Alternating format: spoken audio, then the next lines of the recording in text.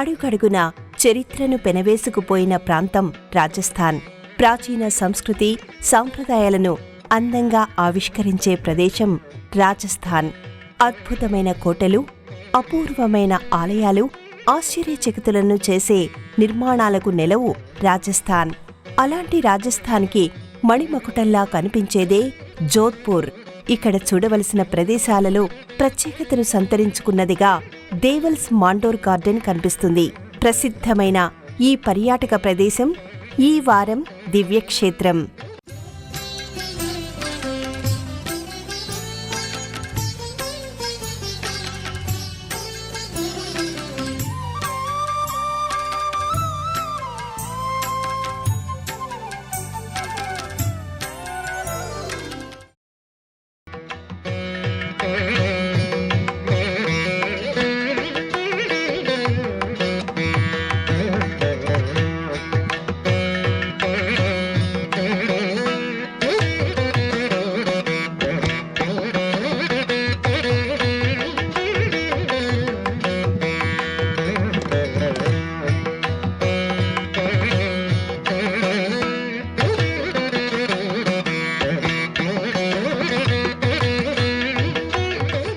రాజస్థాన్ అంటే రాసుల భూమి అనే అర్థం. రాజపుత్ర రాజుల వీరగాథలు, విజయగాథలు ఇక్కడి కొండల్లో, ఆ కొండల గుండెల్లో ప్రతిధ్వనిస్తూ ఉంటాయి.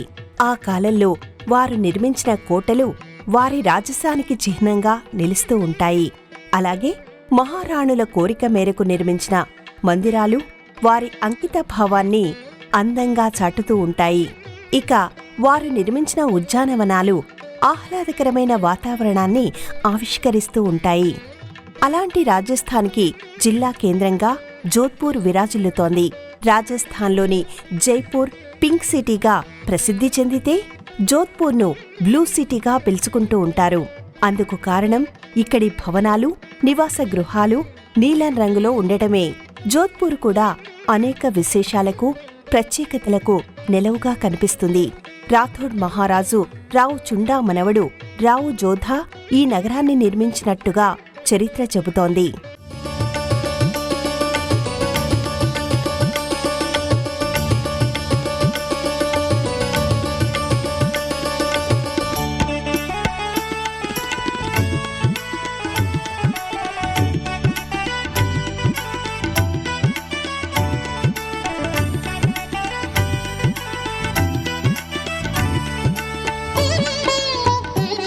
జోధ్పూర్లో ఎటువైపు వెళ్లినా అనేక చారిత్రక నిర్మాణాలు, ఆధ్యాత్మిక మందిరాలు, స్మారక చిహ్నాలు కనిపిస్తూ ఉంటాయి. అన్ని వైపులా నుంచి ఈ నిర్మాణాలు జోధ్పూర్ చరిత్రను మన కనుల ముందు ఉంచుతున్నట్టుగా కనిపిస్తాయి. Mehrangarh, Umaid Bhawan, clock tower, Jaswant Thada, Rao Jodha park ఇలా ఇక్కడ ఎన్నో చూడవలసిన ప్రదేశాలు కనిపిస్తాయి. ఆ వరుసలో మనలను పలకరించే నిర్మాణ సమూహమే దేవల్స్ మాండోర్ గార్డెన్.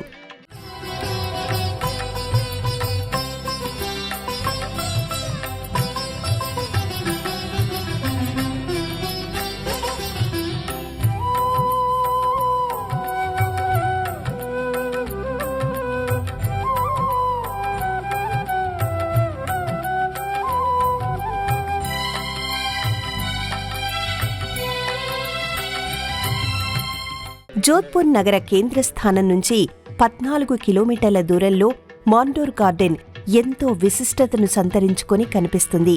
ఇక్కడి మందిరాలు, స్మారక చిహ్నాల నిర్మాణం అనేక విశేషాలను మన ముందు ఆరపోస్తూ ఉంటాయి. చుట్టూ ఉన్న కోటలపై నుంచి చూస్తే ఈ గార్డెన్ ఎంతో ఆకర్షణీయంగా కనిపిస్తూ ఉంటుంది. అలాగే ఈ ప్రదేశం నుంచి చూస్తే కొండలపై నిర్మించిన కోటగోడల శిథిలాలు కనిపిస్తాయి. అలనాటి వైభవపు జాడలు చెబుతాయి.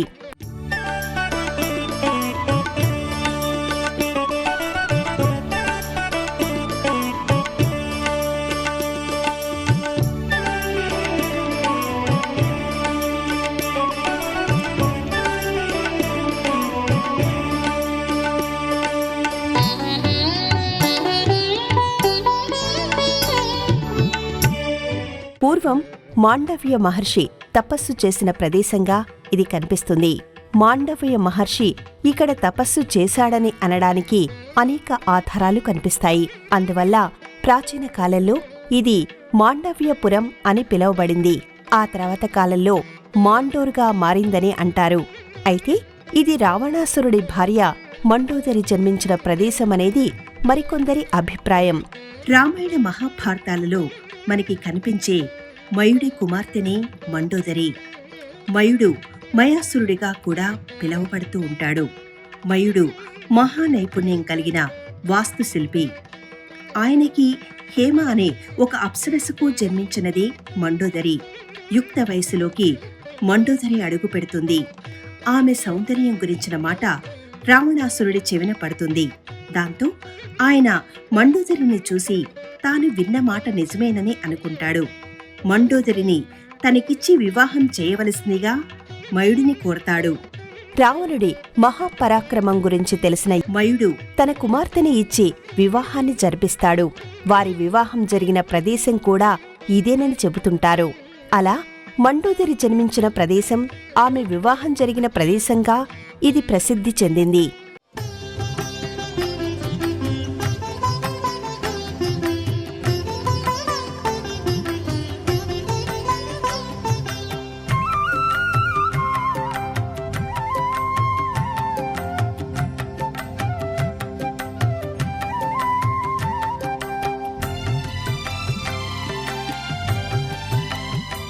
మండోదరి మహాసౌందర్యవతి. అయితే ఆమె అంతకంటే మంచి మనసున్న మనిషి అని ఆధ్యాత్మిక గ్రంథాలు చెబుతున్నాయి.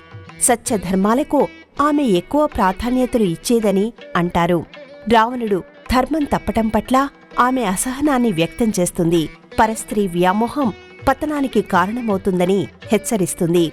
రావణుడి కారణంగా ఆమెకి కలిగిన వారే మేఘనాథుడు, అతికాయుడు, అక్షయ కుమారుడు. రావణుడు మహాశివుడి భక్తుడు. పరమశివుడి అనుగ్రహం కోసం కైలాస పర్వతాన్ని కదిలించడానికి ప్రయత్నించినవాడు. అలాంటి రావణుడు ఈ ప్రాంతానికి చెందిన మండోదరిని వివాహం చేసుకోవడం వల్ల ఇక్కడి వారు రావణుడిని తమ అల్లుడిగా భావిస్తూ ఉంటారు.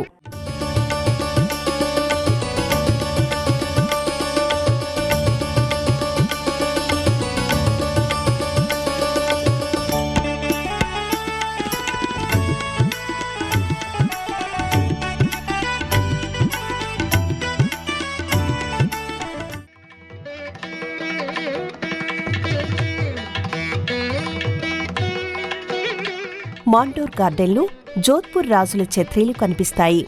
స్మారక మందిరాలను ఛత్రీలు అంటారు. ఆలయాల నిర్మాణ శైలిని అనుసరించిన ఈ మందిరాలనే దేవల్స్ పేరుతోనూ పిలుస్తూ ఉంటారు.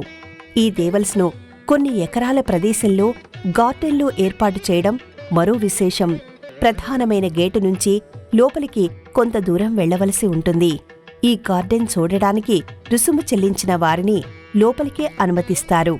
అక్కడి నుంచి పర్యాటకులను లోపలికి తీసుకుని వెళ్లడానికి టాయ్ ట్రైన్స్ ను ఏర్పాటు చేశారు. టైర్లతో పరిగెత్తే ఈ టాయ్ ట్రైన్స్ గార్డెన్లోని విశాలమైన రోడ్లపై పరుగులు తీస్తుంది.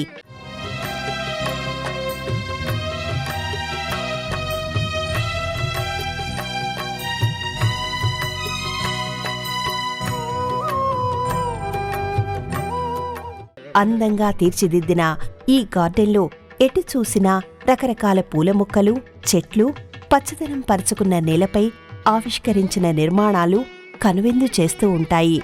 శిల్పకళా శోభితమైన ఈ నిర్మాణాలను చూస్తూ సాగే ఈ ప్రయాణం చరిత్రలోకి తీసుకుని వెళుతున్నట్టుగా అనిపిస్తుంది. కొన్ని ఎకరాల్లో నిర్మితమైన ఈ గార్డెన్లో చిన్న చిన్న పూల మొక్కల నుంచి పెద్ద పెద్ద వృక్షాల వరకు కనిపిస్తూ ఉంటాయి. వివిధ రకాల పక్షుల అరుపులు వినిపిస్తూ ఉంటే, కోతుల గుంపులు కనిపిస్తూ ఉంటే మనం ఒక అందమైన వనంలాంటి అడవిలోకి వచ్చిన అనుభూతి కలుగుతుంది. చల్లని నీడను పరిచే చెట్ల కింద ఏర్పాటు చేసిన సిమెంట్ బల్లలు, కుర్చీలు పర్యాటకులు కూర్చొని కబుర్లు చెప్పుకోవడానికి ఎంతో అనుకూలంగా ఉంటాయి. ఈ ఉద్యానవనంలో అక్కడక్కడా ఫౌంటైన్లను ఏర్పాటు చేశారు. సన్నని నీటిధారను పైకి ఎగజిమ్ముతూ ఉండే ఈ ఫౌంటైన్లు పర్యాటకులపై పన్నీరు చల్లుతున్నట్టుగా ఉంటాయి. ఎక్కడి నుంచి చూసినా ఎటువైపు నుంచి చూసినా ఆ చెట్ల మధ్యలో నుంచి దేవల్స్ వాటి శిఖర భాగాలు కనిపిస్తూనే ఉంటాయి. విశాలమైన వేదికపై కనిపించే ఈ స్మారక మందిరాలను ఎర్ర ఇసుక రాయితో నిర్మించారు.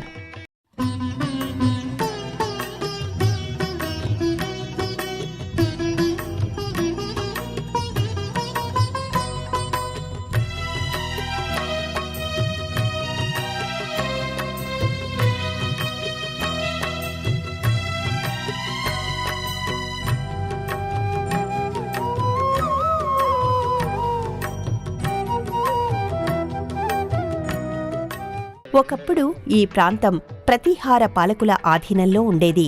అయితే ఢిల్లీ సుల్తానుల దాడులను ఎదుర్కోవడం కోసం ప్రతీహార రాజులు రాథోడ్ వంశానికి చెందిన రావు చుండా సహాయాన్ని కోరతారు.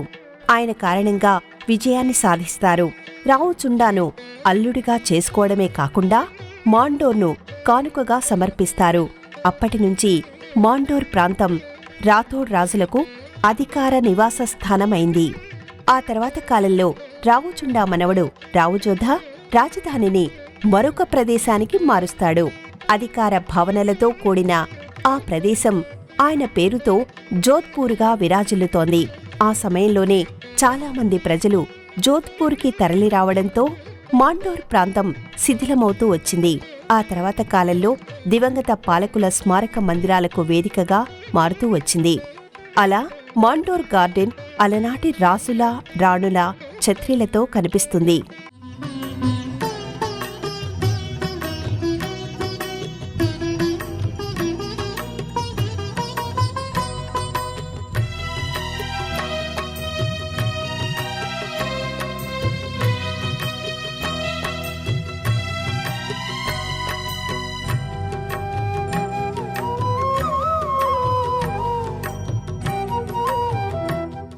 జోధ్పూర్ను ప్రభావితం చేసిన రాసుల జాబితాలో రావు చుండా, రావు రమణల్, రావు జోధా, రాజా గంగా, రాజా మాల్దేవ్, రాజా చంద్రసేన్, రాజా ఉదయ్ సింగ్, రాజా జస్వంత్ సింగ్, రాజా అజిత్ సింగ్, రాజా అభయ్ సింగ్ ఇలా ఎందరో రాసుల దేవల్స్ మనకి ఈ ప్రదేశంలో కనిపిస్తాయి. వారసులుగా అధికారాన్ని చేపట్టిన ప్రతి ఒక్కరూ తమ పూర్వీకులకు దేవల్స్ను నిర్మిస్తూ వెళ్లారు. దేవల్స్ నిర్మాణంలో సిమెంటు సంబంధిత పదార్థాలు ఏవీ వాడలేదు. ఇంటర్లాకింగ్ సిస్టమ్ ద్వారా ఈ నిర్మాణాలు జరగటం విశేషం.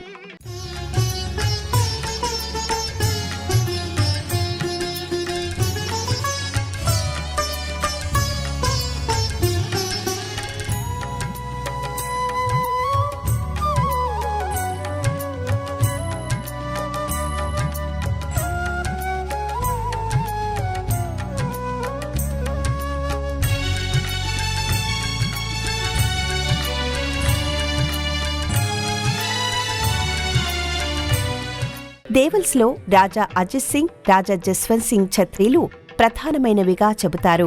ప్రతి ఛత్రీ కూడా ఆయా రాజుల పాలనా కాలాన్ని తెలియజేస్తూ ఉంటుంది.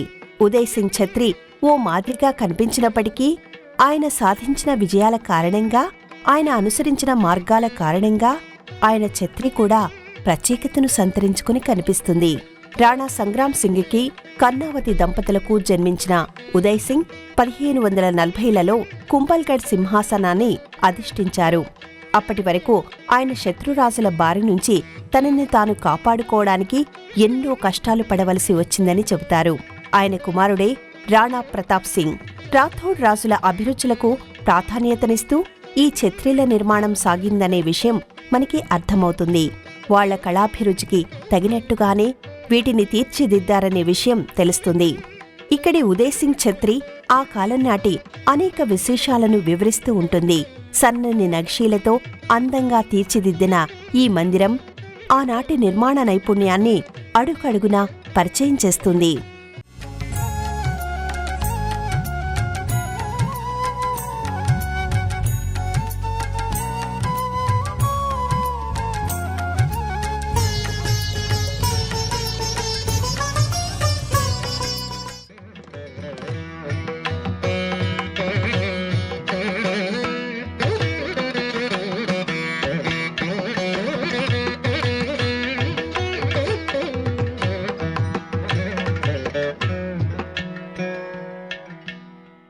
ఇక్కడి దేవల్స్లో ముఖ్యమైనదిగా జస్వంత్ సింగ్ స్మారక మందిరం కనిపిస్తుంది. 1626లో బుర్హాన్పూర్లో జన్మించిన జస్వంత్ సింగ్ సాహిత్యం పట్ల మక్కువను చూపుతూ వెళ్లాడు. చిన్నప్పటి నుంచే యుద్ధాలను చూస్తూ యుద్ధ వ్యూహాలను గమనిస్తూ ఎదుగుతాడు. షాజహాన్ ఆదేశంతో పాలనా అధికారాన్ని పొందుతాడు. అద్భుతమైన ప్రణాళికా రచన కలిగిన జస్వంత్ సింగ్ను ఆయన కుమారుడైన పృథ్వీరాజ్ సింగ్ మరణం కృంగదీస్తుంది. జస్వంత్ సింగ్ స్మారక మందిర నిర్మాణం గొప్పదా అనిపిస్తుంది. పొడవైన స్తంభాలు, ఎత్తైన మంటపాలతో, ఆకర్షణీయమైన లోపలి కప్పులతో, నగిషీలతో కూడిన అంచులతో ఈ మందిరం తన ప్రత్యేకతను చాటుతూ ఉంటుంది. ఇటు మందిరాలను, అటు బాల్కనీలను పోలిన నిర్మాణాలు ప్రత్యేక ఆకర్షణలుగా నిలుస్తాయి. విమాన గోపుర తరహాలో నిర్మితమైన ప్రధానమైన ఆకృతిపైకి చిన్న చిన్న నమూనా విమాన గోపురాలు ఎగబాకుతున్నట్టుగా జరిగిన నిర్మాణం ఈ దేవల్ విశేషం.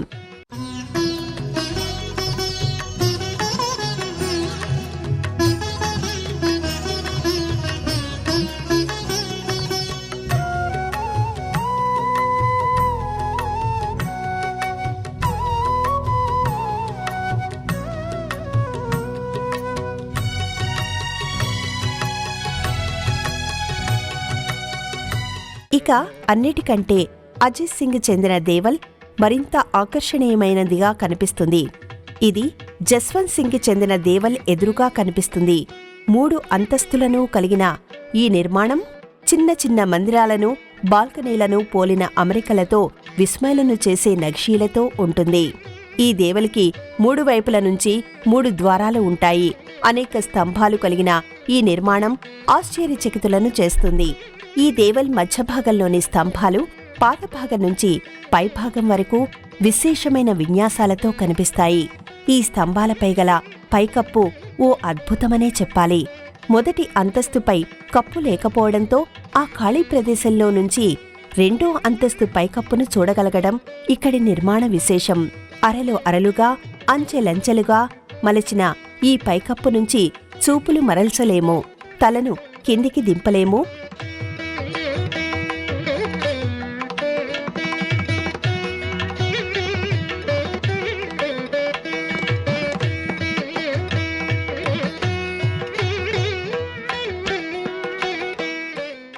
లోపలి పైకప్పు చుట్టూ వివిధ సంగీత పరికరాలను పలికిస్తున్నట్టుగా 8 శిల్పాలను మలిచారు. ప్రత్యేకమైన పీఠం కలిగిన ప్రతి శిల్పం ముగ్ధులను చేస్తుంది.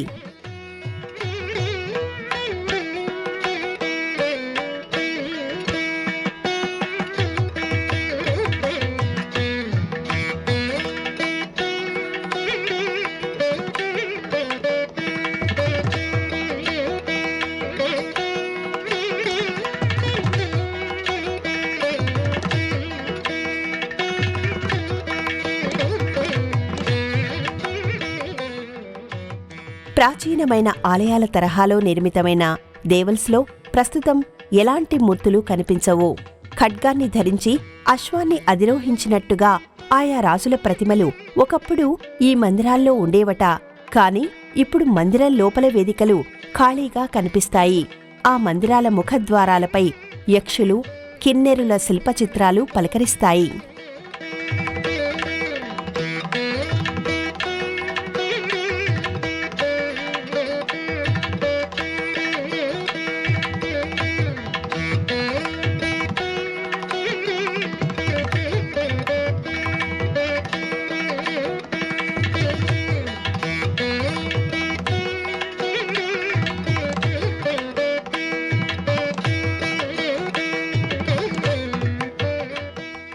ఇక్కడ ప్రతి స్మారక మందిరానికి ఎదురుగా గుండ్రని పైకప్పును కలిగిన మంటపాలు కనిపిస్తాయి.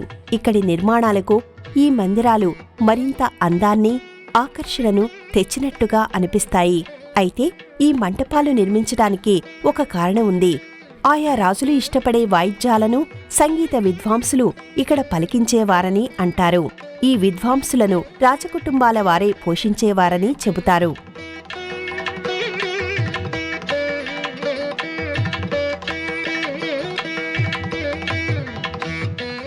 ఇక ఇదే ప్రాంగణంలో మ్యూజియం కూడా కనిపిస్తుంది. ఈ మ్యూజియంలో అలనాటి రాజుల చిత్రపటాలు, వారు ఉపయోగించిన ఆయుధాలను ఏర్పాటు చేశారు. ఆయా రాజుల కాలం, వారి వేషధారణ, వారసులు, వారి అభిరుచులు ఈ మ్యూజియాన్ని దర్శించడం వల్ల మనకు అర్థమవుతాయి.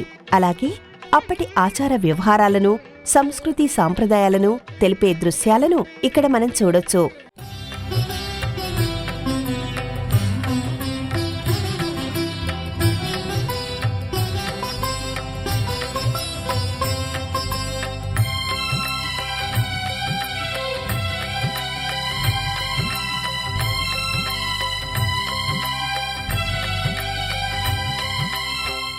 రాజస్థాన్ ప్రసిద్ధమైన పర్యాటక ప్రదేశం.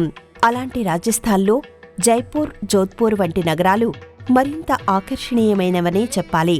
అందువల్ల ఈ ప్రాంతానికి పర్యాటకుల తాకిడి ఎక్కువగా ఉంటుంది. దేవల్స్ను చూడటానికి వచ్చే వారి సంఖ్య కూడా ఎక్కువగానే ఉంటుంది. ప్రతిరోజు ఉదయం 8 గంటల నుంచి రాత్రి 8 గంటల వరకు వీటిని వీక్షించడానికి అవకాశం ఉంటుంది.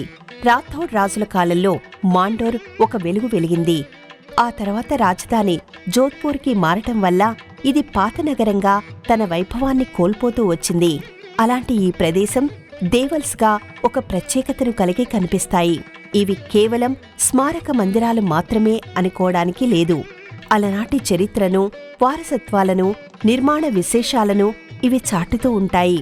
అందుకే దేవల్స్ను వీక్షించడానికి కేటాయించే సమయం కూడా ఒక మరిచిపోలేని జ్ఞాపకంగానే మిగిలిపోతుంది. దేశంలోని అన్ని ప్రధానమైన నగరాల నుంచి జోధ్పూర్కి రోడ్డు, రైలు, వాయు మార్గాలు ఉన్నాయి. జోధ్పూర్ రైల్వే స్టేషన్ నుంచి, డొమెస్టిక్ ఎయిర్పోర్టు నుంచి స్థానిక వాహనాల్లో మాండోర్ గార్డెన్కి చేరుకోవచ్చు. జోధ్పూర్కి సమీప అంతర్జాతీయ విమానాశ్రయంగా జైపూర్ కనిపిస్తుంది.